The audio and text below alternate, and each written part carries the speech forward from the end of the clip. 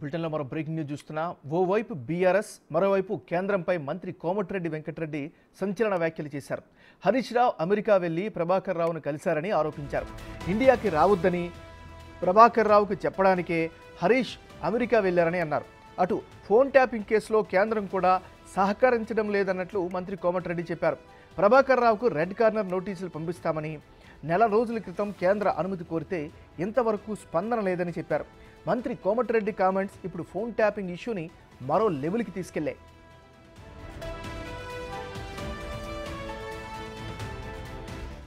Phone tapping కేసులో ప్రభాకర్ రావే కీలకంగా ఉన్నారు. ఎస్ఐబి చీఫ్గా ఉన్న ఆయన డైరెక్షన్లోనే ఫోన్ ట్యాపింగ్ జరిగిందని ఆరోపణలు వినిపిస్తున్నాయి.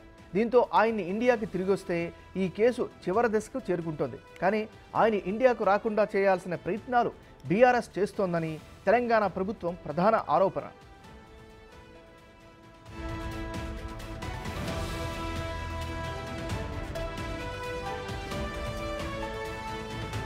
ఈ కేసు గత నెల 11న కీలక దశకు చేరుకుంది. ఈ కేసులో ప్రభాకర్ రావుకు Nampally court non bailable arrest warrant జారీ చేసింది. దీంతో పంజాగుట్ట పోలీసులు, సిఐడి, సిబిఐ దర్యాప్తు సంస్థల ద్వారా ప్రభాకర్ రావుకు రెడ్ కార్నర్ నోటీసులు జారీ చేయడానికి ప్రయత్నించారు. కానీ కేంద్రం నుంచి అనుమతి రాలేదని మంత్రి కోమటిరెడ్డి ఆరోపిస్తున్నారు.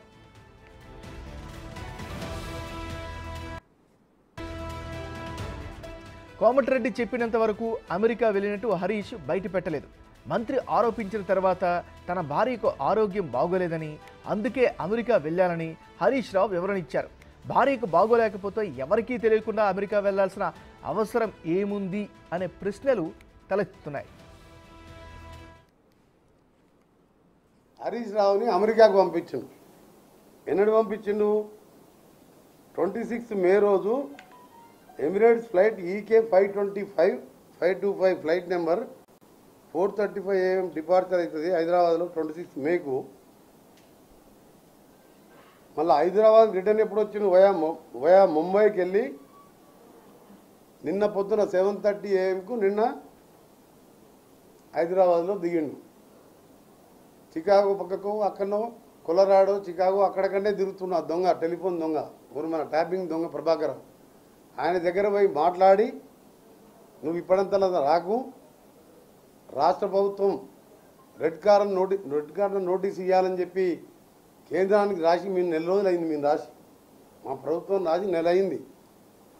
రెడ్ కార్నర్ నోటీస్ ఇవ్వాలంటే సిబిఐ పర్మిషన్ కావాలి. సిబిఐ పర్మిషన్ మనం బ్రేకింగ్ న్యూస్ చూస్తున్నాం. ఓవైపు బీఆర్ఎస్, మరోవైపు కేంద్రంపై మంత్రి కోమటిరెడ్డి వెంకటరెడ్డి సంచలన వ్యాఖ్యలు చేశారు. హరీష్ రావు అమెరికా వెళ్లి ప్రభాకర్ రావును కలిశారని ఆరోపించారు. ఇండియా రావద్దని ప్రభాకర్ రావుకు చెప్పడానికే హరీష్ అమెరికా వెళ్లారని సంచలన వ్యాఖ్యలు చేశారు. సో ఇదే అంశానికి సంబంధించి మరింత పూర్తి స్థాయి విశ్లేషణ అందించేందుకు మా ఇన్పుట్ ఎడిటర్ పవన్ లైవ్లో సిద్ధంగా ఉన్నారు. పవన్, చెప్పండి. ఎంఎన్ఆర్ ఫోన్ ట్యాపింగ్ వ్యవహారం ఇప్పటికే రాజకీయంగా తీవ్ర దుమారం రేపుతుంది. అనేక మంది రాజకీయ నాయకులు, ప్రతిపక్ష పార్టీ, గతంలో ప్రతిపక్షంలో ఉన్న కాంగ్రెస్ నేతలు కావచ్చు, బీజేపీ ఈ నేతలతో పాటు వ్యాపారస్తులు, పారిశ్రామికవేత్తలపైన నిఘా పెట్టారన్న ఆధారాలు ఒక్కొక్కటిగా లభ్యమవుతున్నాయి. దర్యాప్తు ముమ్మరంగా కొనసాగుతుంది. ఇప్పటికే దీనిపైన అటు సీఎం రేవంత్ రెడ్డి కూడా స్పందించారు. అది నిష్పక్షపాతంగా దర్యాప్తు జరుపుతుంది. ఆ దర్యాప్తులో తాను ఎక్కడ కూడా జోక్యం చేసుకోవడం లేదు, పోలీసులు దర్యాప్తు చేస్తున్నారంటూ ఆయన ఇటీవల వ్యాఖ్యానించారు. కానీ నిన్న అటు మంత్రి కోమటిరెడ్డి వెంకటరెడ్డి చేసిన వ్యాఖ్యలు తీవ్ర దుమారం రేపాయి.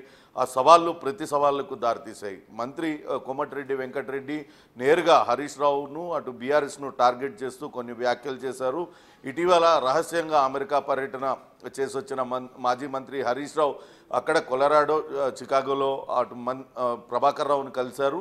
ఆయన ప్రభాకర్ రావు వాస్తవానికి ఇటీవల కోర్టులో ఒక పిటిషన్ దాఖలు చేశారు. తనపైన అరెస్ట్ వారెంట్ జారీ చేయడాన్ని, రెడ్ కార్నర్ నోటీస్ జారీ చేయడానికి సిద్ధపడుతున్న ప్రభుత్వాన్ని సవాల్ చేస్తూ ఆయన ఒక పిటిషన్ నాంపల్లి కోర్టులో దాఖలు చేశారు. ఆయన తరపున ప్రముఖ న్యాయవాది సురేందర్ రావు వాదనలు వినిపించారు.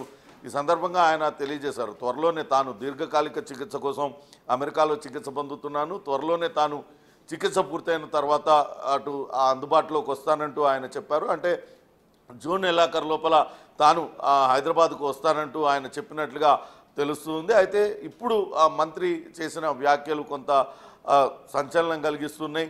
ఈ నెలాఖరుకు అటు ప్రభాకర్ రావు స్వదేశానికి తిరిగి వచ్చే అవకాశం ఉన్న నేపథ్యంలో ఆయన కనుక వస్తే ఈ కేసు దర్యాప్తు మొత్తం పూర్తయిపోతుంది. ఇప్పటికే అనేక మంది పోలీసు అధికారులు ప్రణీత్ రావు దగ్గర నుంచి తిరుపతి అన్న వరకు 4 పోలీసు అధికారులు కూడా అందరూ ప్రభాకర్ రావు చెప్పిన ఆదేశాల మేరకే తాము చేశాము. కేసీఆర్ ప్రభాకర్ రావుకు ఆదేశాలు ఇచ్చారు, ప్రభాకర్ రావు మాకు ఆదేశాలు ఇచ్చారు, మేమంతా చేశామని చెప్పిన నేపథ్యంలో ప్రభాకర్ రావు విచారణ చాలా కీలకంగా మారింది. ప్రభాకర్ రావును కనుక విచారిస్తే ఆయనకు నేరుగా ఆదేశాలు ఇచ్చిన కేసీఆర్ కావచ్చు, ఆయన కుటుంబ సభ్యులు ఎవరెవరు ఎటువంటి ఆదేశాలు ఇచ్చారు ఇవన్నీ కూడా బయటపడే అవకాశం ఉంది. అంటే నేరుగా ఈ కేసులో ట్యాపింగ్ కేసులో వాళ్ళు కూడా దోషులుగా తేలే అవకాశం ఉంటుంది, వాళ్ళు కూడా నిందితులుగా మారే అవకాశం ఉంటుంది. అది నిలువరించడానికే రహస్యంగా హరీష్ రావుని అక్కడికి పంపించారనే ఆరోపణను కోమటిరెడ్డి చేశారు. అయితే అటు హరీష్ రావు కూడా ముందుగా తాను విదేశాలకు వెళ్తున్నట్లుగా అసలు హరీష్ రావు అందరు నేతలు ఎన్నికల తర్వాత విదేశాలకు వెళ్ళారు, ఆ విదేశీ పర్యటనలన్నీ కూడా అందరికీ చెప్పే వెళ్ళారు. కానీ హరీష్ రావు ఎక్కడ కూడా ఆయన విదేశీ పర్యటన గురించి ఎక్కడ ప్రస్తావన కూడా రాలేదు. ఆయన అత్యంత రహస్యంగా గత మే 26వ తారీఖున వెళ్ళారు, 1వ తారీఖున తిరిగి వచ్చారు. కానీ నిన్న హరీష్ రావు అటు కోమటిరెడ్డి వ్యాఖ్యలకు ఆయన కౌంటర్ ఇచ్చారు. తాను తన కుటుంబంతో కలిసి విదేశీ పర్యటనకి వెళ్ళాను, అక్కడ ఏ హోటల్లో ఉన్నాను, ఎవరెవరిని కలిశాను, పూర్తి వివరాలు తీసుకొస్తాను గన్ పార్క్ దగ్గరికి, అక్కడే కోమటిరెడ్డి దగ్గర ఉన్న ఆధారాలు చూపించాలంటూ ఆయన కూడా సవాల్ విసిరారు. ప్రస్తుతం అటు హరీష్ రావు సవాల్ పైన అయితే కోమటిరెడ్డి స్పందించలేదు, కానీ పూర్తి ఆధారాలు ఉన్నాయి. హరీష్ రావు ప్రభాకర్ రావు ఇద్దరు కూడా కొలరాడో చికాగోలో కలిశారు. ప్రభాకర్ రావు ఈ నెలాఖరికి తిరిగి వచ్చే అవకాశం ఉన్న నేపథ్యంలో ఆయన్ను ఆపడానికే హరీష్ రావు అక్కడికి వెళ్ళాడు అనే ఆరోపణను కోమటిరెడ్డి చేస్తున్నారు.